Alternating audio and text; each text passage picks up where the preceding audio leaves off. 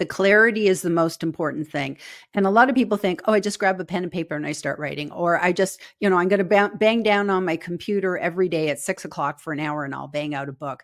And it can't be like that. You have to really think about, first of all, what do you want to accomplish with the book? What's your goal? That's so important to know. What do I want this book to do for me? Do I want it to be a thought leadership piece? Do I want it to be some sort of thing to get new clients? Is a lead generator? Is it a legacy? There's many different reasons we would want to write a book. So you have to get clear on what your why is, sort of Simon Sinek, start with why. So I think that's really important.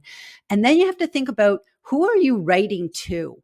Because that's important too. And that you have to figure out who is the audience. Because if we write to everyone, we write to nobody. So you have to get clear about what you're writing about. So say, for instance, if you were going through a career transition and you were saying, okay, I want to write a book, you might be writing a book about, um, I was made redundant. What does that mean, to be made redundant? And going through the process of, I live in the time where, I learned how to use a typewriter. I don't own a typewriter. I've never seen a typewriter for like 20 years. If you had one, you wouldn't have the typewriter ribbons.